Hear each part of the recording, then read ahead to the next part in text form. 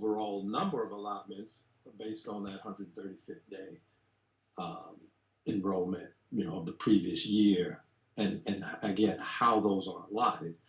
But then those determinations on subject content and the like are made differently. But if the numbers support the same number of teachers next year as a school had this year for a particular department, there's no reason that we have to rely on the tax increase that we're requesting from county council for that teacher to be, for that FTE to be funded at the school, right? I'm not sure where that came from. We'd be happy to speak with whomever has made that. That's not true, right? In other words, if county council rejects our tax increase request, if the numbers are the same at a school and they supported 5 teachers last year for a department, they would get 5 teachers next year, right? Well, again, it depends. I'll go back to what I just said. It depends. If given the allotment and what's been allotted, there's a decision that's made based on enrollment, what kids sign up for. If you've got 50 students, for example, as cohorts change from year to year. So with 50 students, less need English 1, that may be 1 or 2 less sections that are needed, which may be a change in an allotment. Instead of 5 English positions, you may only need 4.5. And then that subsequent change is made. So that has nothing to do with, again, county. We'd be happy to speak with anyone who is of that mindset and clear that up. But we do have that information now, right? I mean, high schools know how many by this point because they've been given an allotment. So if the principal believes that the current numbers and particular signups, for English 1, English 2, and so on, necessitates the same number of teachers next year as they had this year, then we should be able to fund that, right? That is correct. Now, also what happens, there are, from an overarching standpoint, sometimes there are class sizes and enrollments and so forth that may change. No, I understand. I just wanted to make sure that that normal FTE teaching positions aren't reliant on this tax increase request, because I think there's some other things that we can put on the tax increase request that are not. Well, again, I'm not sure who said that, and we'd be happy to. Well, I'll get the principal to reach out if they're willing to do that. And we talk to principals all the time. I think that's where he said he got this information. A couple other points and questions. When we're going to the county council and asking for a tax increase and more money, it really depends on our credibility, our transparency, how we're spending money. And I am worried that we sometimes shoot ourselves in the foot. I think the retention incentive was not a good look. I think I don't want to speak for Commissioner Harris, but she seemed to agree that spending hundreds of thousands of dollars on teachers that have no intention of coming back is not a good way to spend retention dollars. But one of the things that we have touted and we have said sets us apart from most other districts is having an internal auditor. Someone who's going to objectively report back on financial and operational issues. And Commissioner Devine can correct me if I'm wrong, but I was thinking the other day, I don't think we've heard from Mr. Washington since May of 2023. Is there a reason, and I say that because I've historically been concerned that we disbanded audit committee, and I think there have been other times where we haven't paid enough attention to things that Mr. Washington has warned us about. Is there a reason the board has not heard from him in a year? No, I can't speak. I'm not the chairman. Typically, the chairman sets that up. But I will tell you, if we need to hear from him based off information that he has, he will bring that to us. But typically, in the past, what we've done is allowed him to, I think Dr. Witherspoon and Mr. Washington talk or have meetings, and then if there's something needs to be brought to the budget, to the board, they will move forward with that. So that may be a request from Mr. Bishop, Dr. Bishop, as well. And Commissioner Devine, Commissioner Almanac, I would add, for some reason, I think over these past few years, the internal auditor, an audit process, which are which we are one of less than a handful of districts in this state that have an internal auditor. But for some reason, the last few years, the whole internal audit process has been turned into some type of negative, and I got you.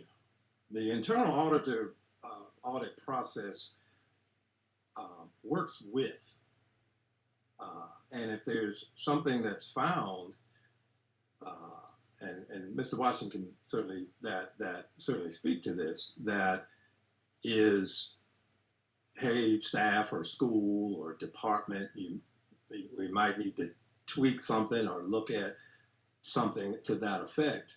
We do that. That's involved in the process.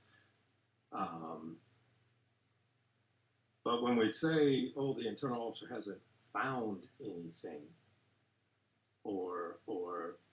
and then that's a negative, or I just think we should be, instead of this glass half empty, it should be, hey, this district, again, one of maybe about 3 to 4, Ms. Matthews Hazel, in this state that has an internal audit and an internal audit process that is an additional check and balance. I would add, for 35 years, we've had clean audits in this district, and that's something that 36, thank you. But that's something that doesn't get said either. That it can be a both and instead of an either or. Well, and I want to be clear. When I started this, I didn't say we hadn't heard that Mr. Washington had found something in the last year. What I said is we hadn't heard from him in the last year, and the things he says are important because he can give us information. And let's remember, he reports to the board. So if the board hasn't heard from him in a year, I think that's a problem, because had we, for example, I think had we paid more attention to his concerns about P cards, we would be on fiscal watch. He raised concerns about a landscaping contract that we've totally ignored. It was brought up last year in May in the last report that the board received from him, at about a year's long concern that he's got about one company. We've ignored that. And so if we want to ignore it, at least we should have discussions about it. But I'm very concerned that it appears that you have asked him not to provide anything in writing. Mr. Chair, I would strongly disagree with that statement. I have not said to an internal auditor not to report. So, Mr. Lomanak, I strongly disagree with your statement. I assume you've seen them. Okay. Right? So No, I have not seen You're the saying memo. Mr. Mr. Washington Chair, I lied? strongly disagree I'm going to read the with memo. this statement. I'm going to read the memo. Mr. Chair, I strongly disagree Okay. with that statement. Hold on. Yeah, hold on. But hold on. No, we're not reading that into the record. This is about the budget. And This has I'm nothing to talking do about with the our budget. credibility. This is about the budget, sir. You got a Mr. question about the budget. We're not this. If you would like to have the IA, on the agenda, we can add that. But we're talking about the Plenty budget. of times have asked for more Okay. things on the budget, but this is about our tax But increase to county council. This is and not a our tax credibility. increase. Okay, this is about the We are budget. asking for a tax increase. So let me say this again. Please state your name to the type it. The superintendent and So, one Mr. board member Mr. asked him Mr. not to reduce anything in writing Mr. in a memo disagree, on and I- February listen, 21st, 2024. Listen, And it's been provided to the public. listen. And I think that destroys our credibility that when we're under fiscal It does watch, not. IG is investigating us. You're one person, one opinion. I'm still Does not matter. I'm still Okay. speaking. I think Okay. it destroys our chances at getting more money. When while And this was going on, Mr. Chair, Mr. Washington and Mr. Hold Chair, on. and the superintendent Mr. have asked that Lomanak. I not issue Mr. any written report. Mr. Lomanak. Hold on. You tell me why this isn't important to our tax increase request. Why our credibility and our transparency as a district isn't important Hold on. I when got we it. go to county I got it. council and I got ask for more money. I got it. And this is written by Mr. Washington on February 21st of this year. Anything else? Yes, I'm not done. Okay. And None Mr. of Chair, I would like to say again, I disagree with that statement. And this district has continued and always been transparent, if you will, in terms of what is done. Again, 36 years of clean audits. And for some reason, I will state what I stated again. For some reason, and if you talk about a P card issue, I would go back to over concern in terms of Ms. Matthews Hazel, thousands of transactions that were covered, and there was no finding of weight.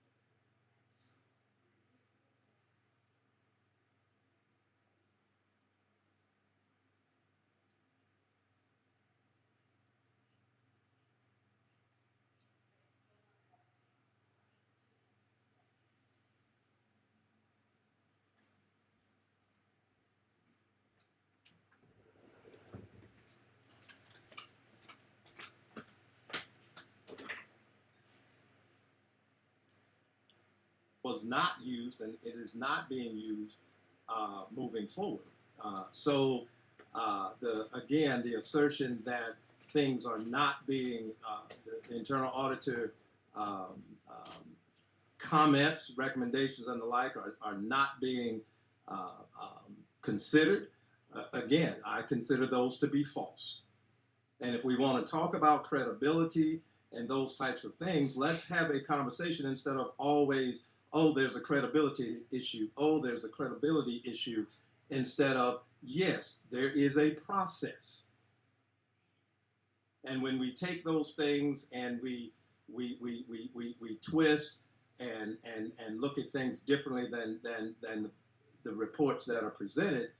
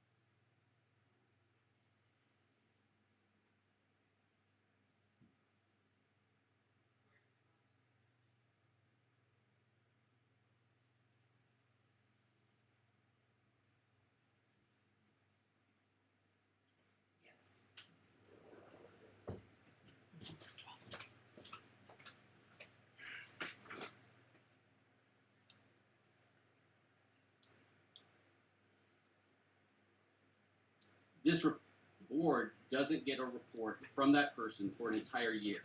This is a direct report to the board. I think that is a huge problem. And by the way, the company you just mentioned was Edisto. It was a different company that he has complained about and issued concerns about for years that now has a contract with the district. So I just do not see how in any scenario it is okay without notifying the board that the internal auditor who reports to the entire board has been instructed not to issue written reports. I don't think that's appropriate, and if I had done that, you can only imagine what the board and this administration would have done to and said about me. I think it's inappropriate for any individual board member to be a part of that. And if this is true, especially while we're under fiscal watch in the middle of an IG investigation, I think it's really going to hurt us.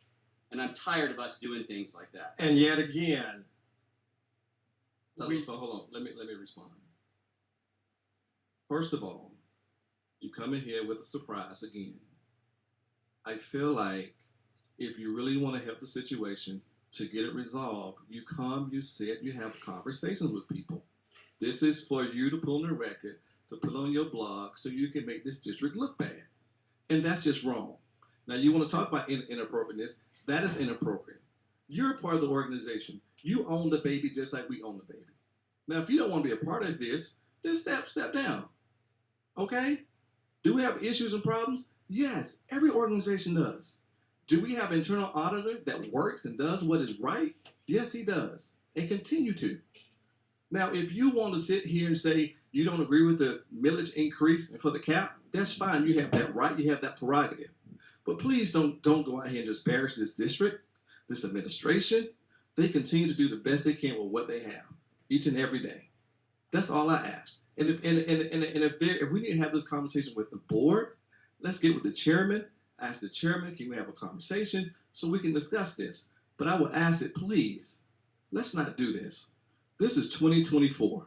This is not back in the 1950s and 60s where you can just disparage a certain group of people. We're not going to do that. I'm not going to stand for it. Mr. Devine, No, I'm talking.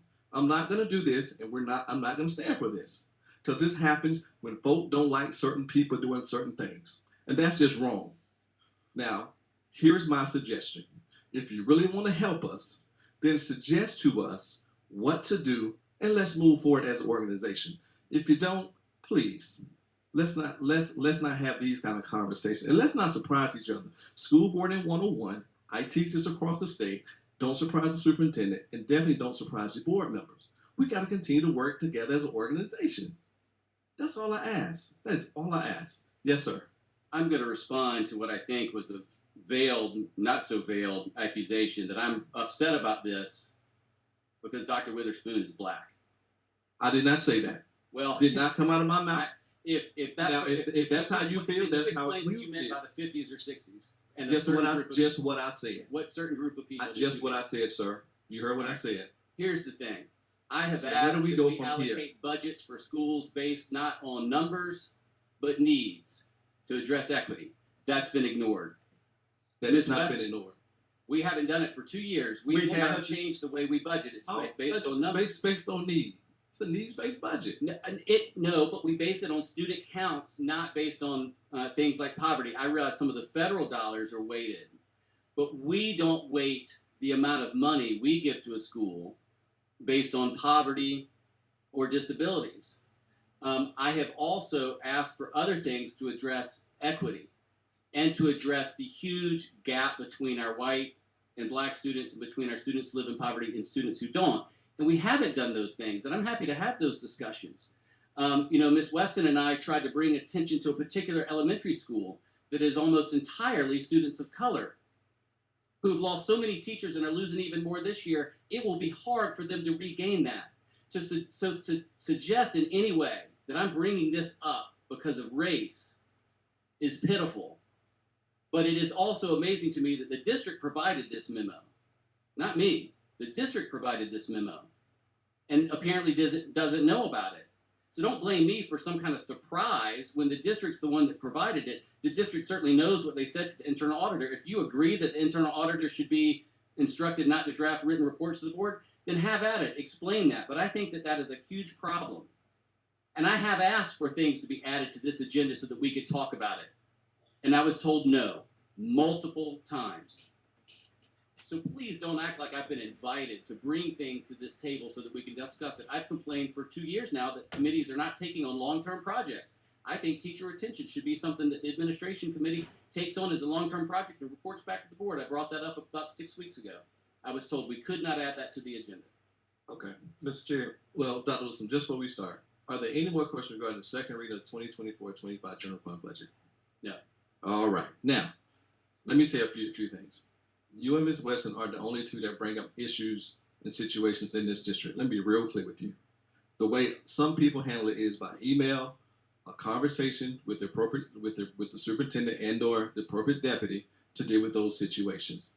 Everything, as I said at the board meeting, everything that has to be brought up in second and fourth Tuesdays. You sit, you have a conversation. Again, let's move the district forward. Are these pleasant conversations? No, but we got to continue to move forward with those things. That was fun. What you got? Several things, Mr. Chair. First of all, we talk about equity and how we distribute. I will just attempt to go down this laundry list. Okay. As we budget, this district is majority poverty, Yes. 80+%. Yes. So as we budget and allocate to schools, again, those numbers are in there. And then we talk about, I think there was a district on the coast that something about budgeting for equity and the like. We do that, again, that's embedded. All of our schools are diverse. So we do have funds that are allotted based on need, that if there are needs, additional staffing, other things that are needed, that is worked through. And this district has been doing that for 20 plus, maybe even longer. Mm-hmm. And I appreciate the conversations, again, as you've indicated, that people want to have, right? About that. We all spent the last 2 days together, sending off the class of 2024. And appreciate again those that, hey, Mr. Superintendent, you got a minute? Let me ask you this question or that question, or tell me about this, that, and the other, which we do. And yet again, to say that we don't take those things into account as we budget, as we support schools in every facet of this community, I think again sends an interesting message. So those things are accounted for and taken into account. They are assessed on a regular basis. They're embedded in the work sessions that we have. I think we may be having a work session forthcoming. And I will go back yet again, and an assertion that the administration has said, do not put a report in writing and the like. No.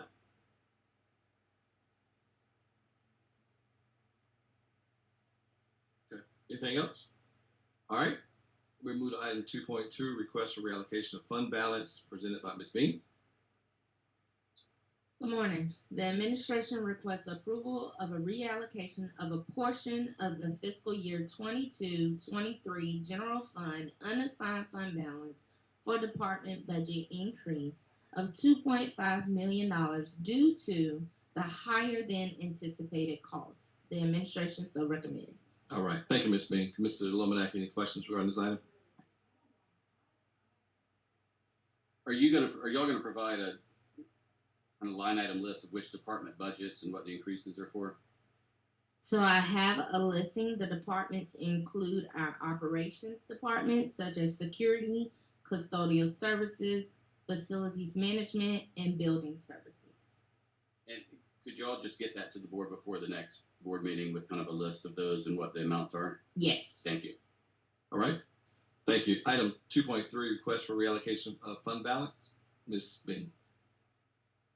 The administration requests approval of a reallocation of a portion of the fiscal year 23-24 general fund vacancies totaling $1.8 million across the budgets of the following departments. This adjustment is necessary due to unforeseen increases in contracted services to cover vacancies. The departments are special services, which is a total of $1.2 million, and nursing services, which is a total of $612,000. The administration so recommends. Thank you. This is an information item. Any questions, Mr. Lomanak? None. All right. Thank you. That concludes the information items. Thank you all so much. We'll now move to executive session items. Is there a motion to move into executive session, discuss one item, hiring of personnel? I so move. Second, it's been moved and properly second that we go into executive session to discuss one item, 3.1, hiring of personnel, presented by Dr. Kumas. Now coming to point of question or discussion. All those in favor signify by saying aye. Aye. Those opposed have the right same rights. Ayes have it, so ordered. We are now in executive session. Thank you.